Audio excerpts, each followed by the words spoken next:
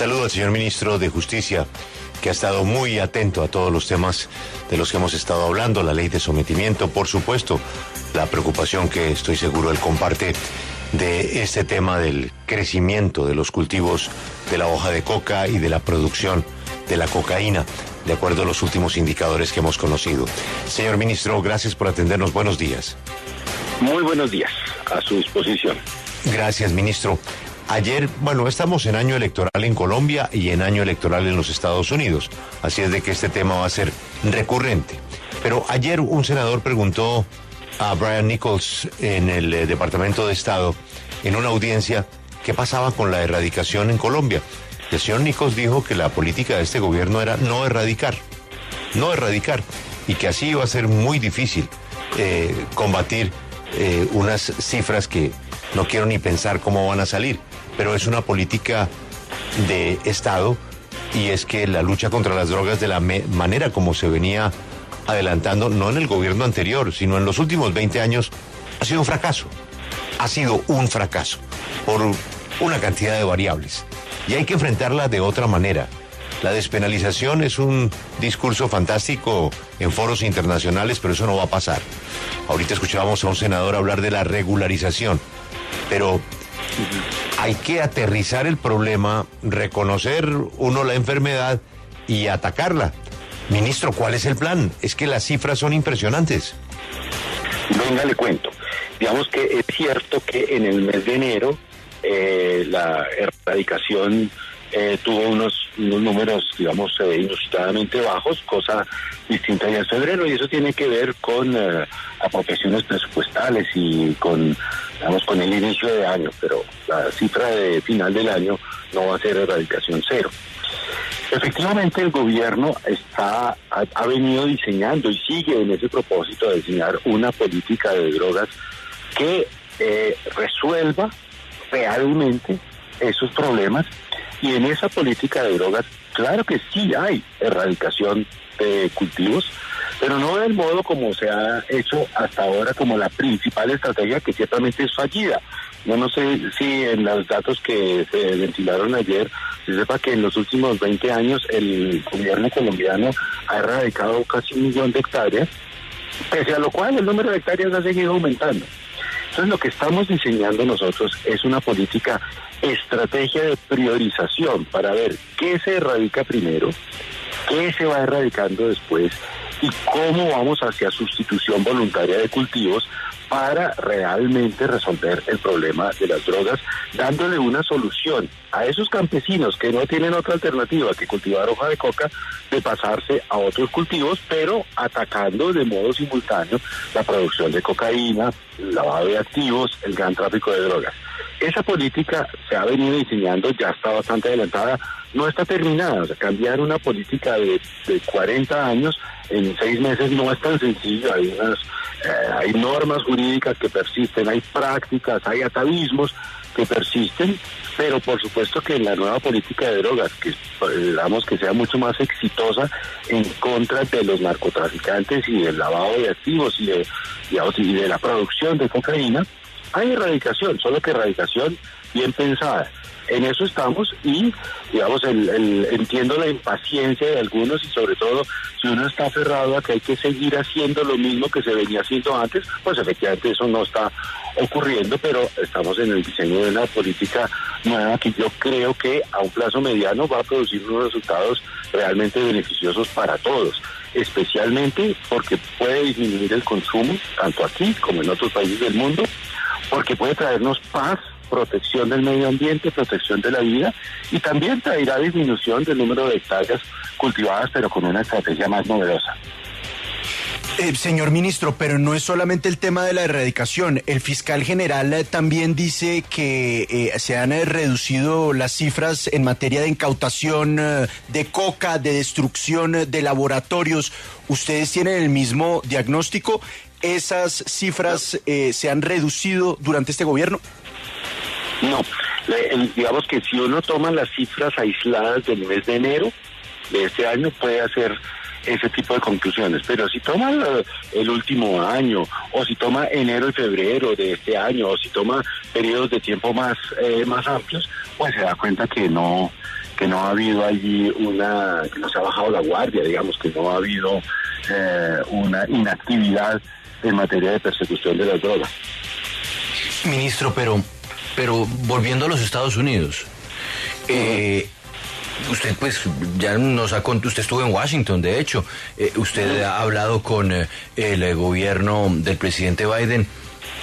¿En ese gobierno están de acuerdo con estos pasos que se están dando? Porque es que uno escucha las declaraciones del señor Nichols y habla de que están negociando y que se está hablando con Colombia, pero no hay un visto bueno sobre lo que se está haciendo ahora. Lo que se ve es preocupación. Pues mire, las conversaciones que yo he tenido tanto allá como acá, y volveremos en 10 días, voy a volver a Washington, a mí la impresión que me dejan es una intención de colaborar, de resolver problemas. Debo confesarle que creo que la cocaína ya no es un problema tan prioritario como otras drogas, tanto principalmente para ellos.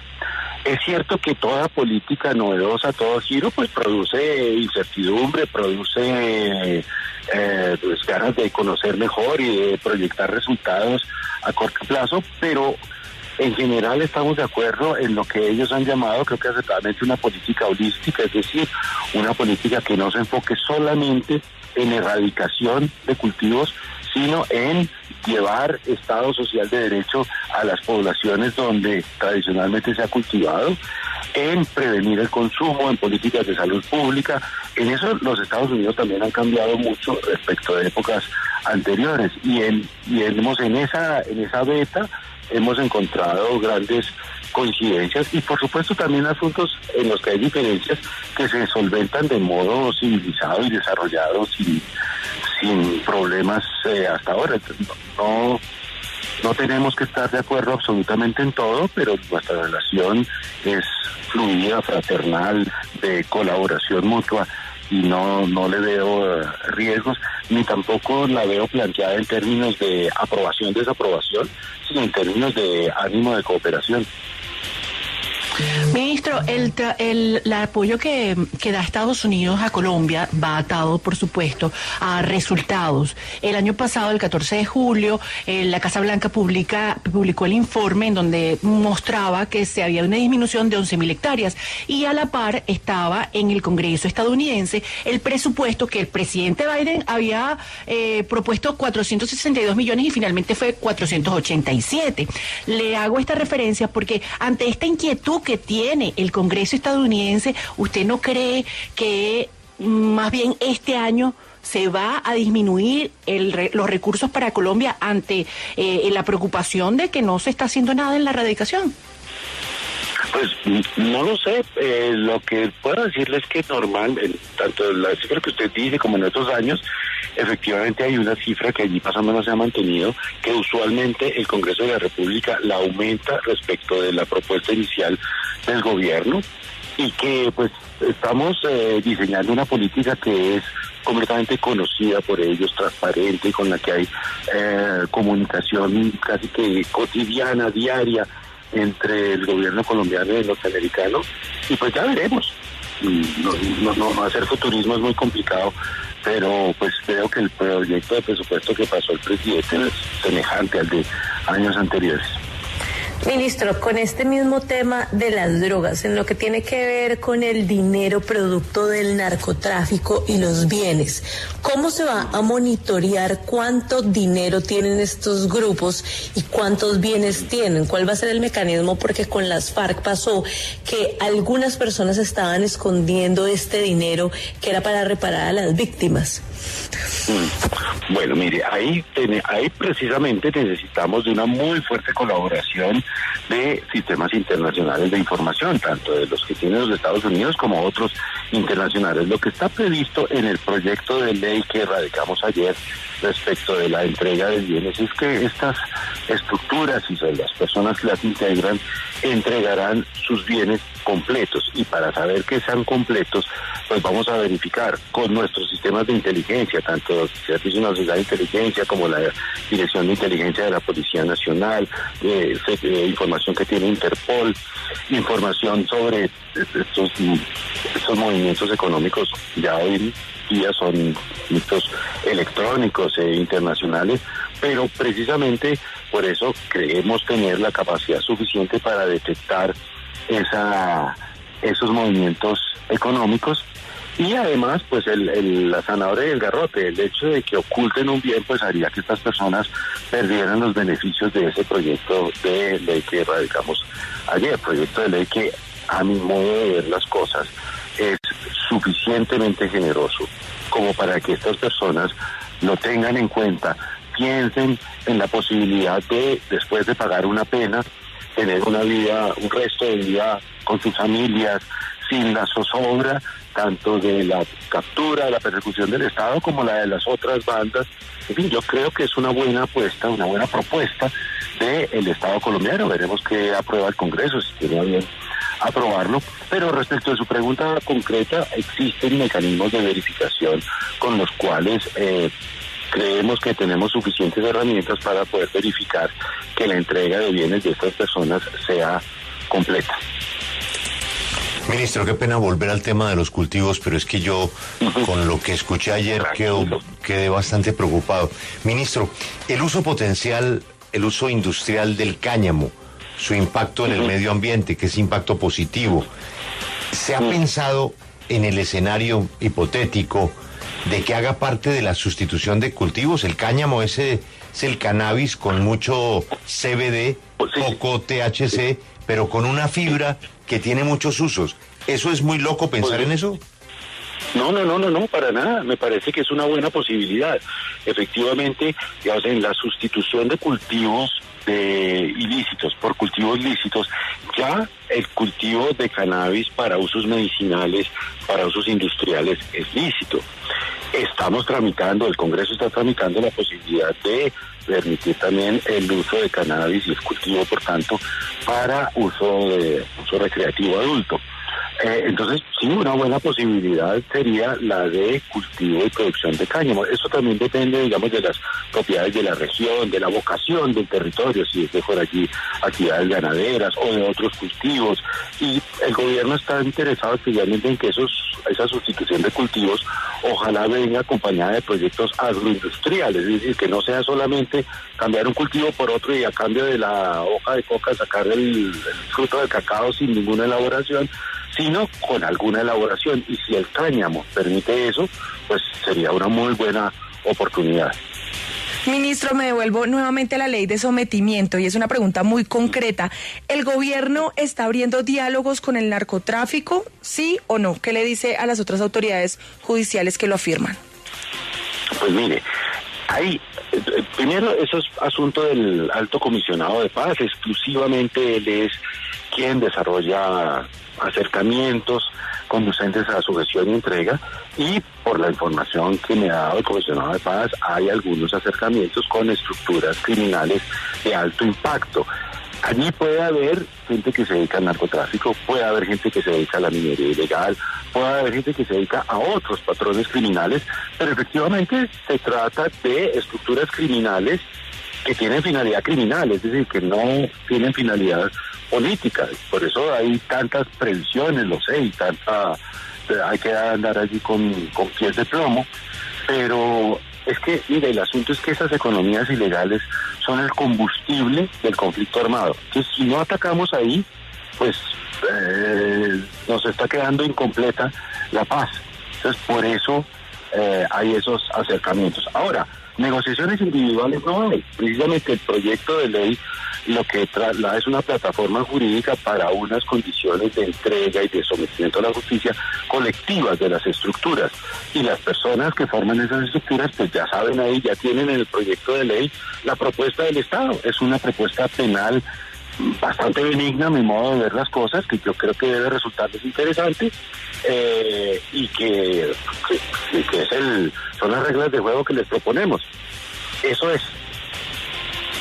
Señor ministro, yo quiero que escuche este audio, dura 30 segundos.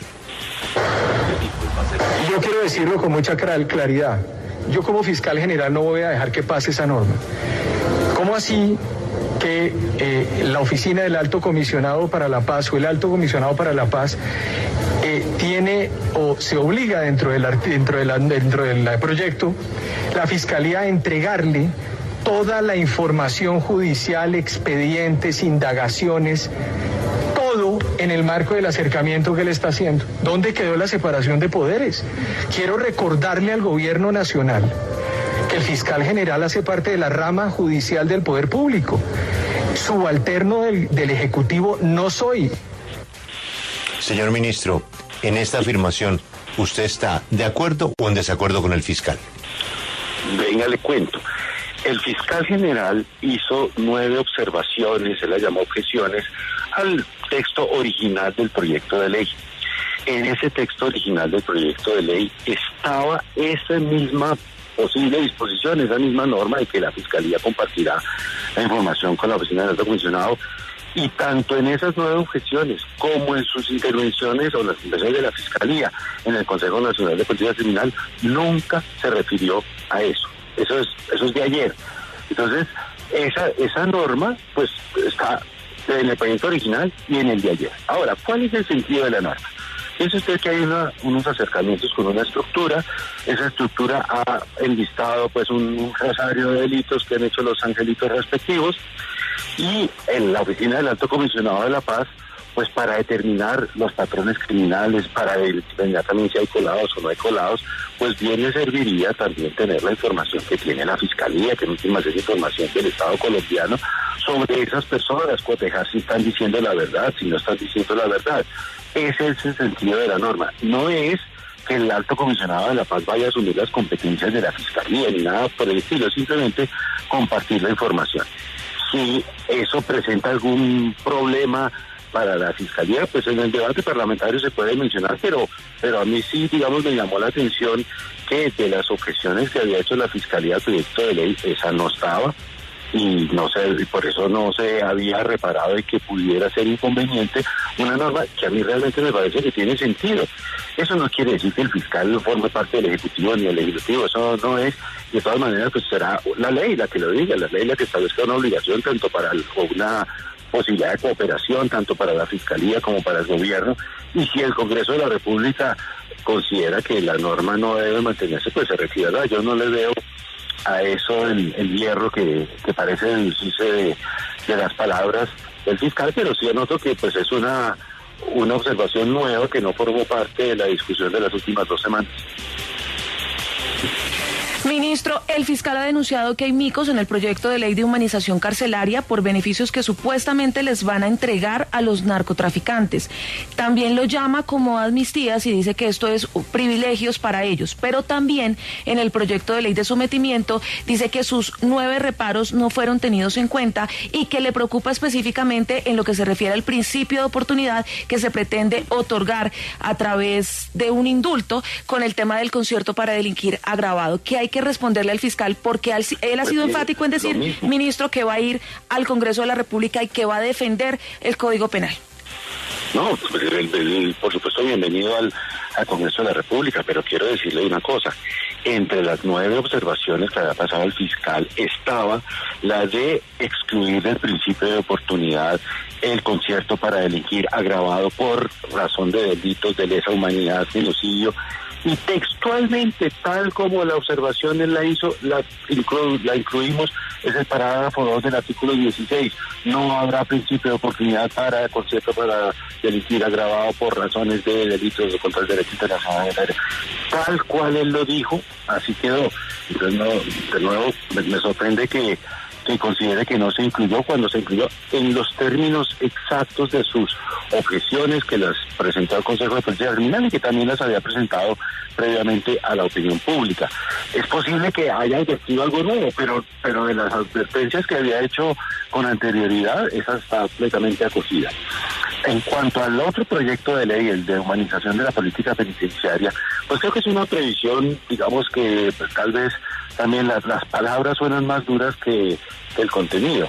En ese proyecto se recoge una previsión de los acuerdos de paz entre el Estado colombiano y las FARC, que se ha propuesto también varias veces al Congreso de la República, que consiste en dejar de perseguir criminalmente a los campesinos pobres que para su subsistencia cultivan hoja de coca y que están en el PENISO, en un plan, digamos, de tránsito a la legalidad. Esa previsión que ha existido en varios proyectos de ley se recoge también en este proyecto porque nos parece una buena idea en ese marco de la nueva política de drogas dejar de perseguir criminalmente a campesinos pobres que son los que llenan nuestras cárceles.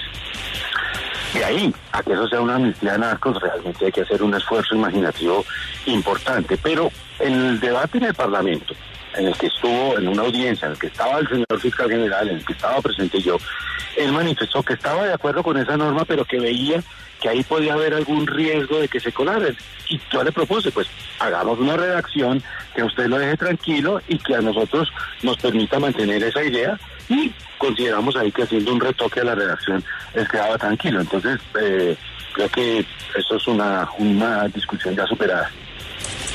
Alberto, antes de su última pregunta al señor ministro, que muy amablemente nos explica todos estos temas, recibe usted un correo, dice: don Alberto, soy un ciudadano de a pie y pues no entiendo muchas cosas de las que están hablando, pero a mí me da la impresión de que aquí hay unas profundas diferencias entre el Poder Judicial, el Poder del Fiscal y el Poder Ejecutivo y Legislativo. Al final, ¿qué se hace? ¿Lo que diga el Congreso o lo que diga el fiscal? Lo que diga el Congreso, naturalmente. Hay una diferencia entre el tono del ministro y el tono del fiscal. Yo creo que no hay un antecedente desde que existe la Fiscalía de una oposición tan vertical a un proyecto de ley. De manera que ese enfrentamiento ha tomado lo que ya dije, que el ministro tiene un tono menos beligerante, pero en todo caso no hay un buen ambiente de discusión. ¿No será, ministro, que por lo menos se le podría bajar el tono al debate si se acepta que el proyecto no tenga el carácter de urgencia para que la discusión se pueda desarrollar en términos menos punzantes? Pues mire, el proyecto efectivamente va con mensaje de urgencia. La propia Corte siempre ha dicho que el mensaje de urgencia no disminuye la deliberación y la calidad de la deliberación, porque el mensaje de urgencia aligera los términos principalmente porque evita lo que podríamos llamar los términos muertos, los tiempos muertos que hay entre un debate y el otro. Pero no disminuye la deliberación ni la posibilidad de participación de nadie en esas deliberaciones. Ahora, tomo nota de lo que usted dice. Si disminuye la polarización, retirar el mensaje de urgencia, pues lo podríamos contemplar. No hay en eso posturas pues inamovibles por parte del gobierno, aunque seguimos pensando que el mensaje de urgencia en esta ocasión es razonable, si no, no lo habríamos presentado. Pero sí, esa posibilidad existe. Ministro, ha sido usted muy amable, gracias por su tiempo y ojalá pues que el ambiente, como dice Alberto, pues mejore y pueda salir lo mejor para Colombia. Muchas gracias, ministro. Bueno, muchas gracias a ustedes, buen día.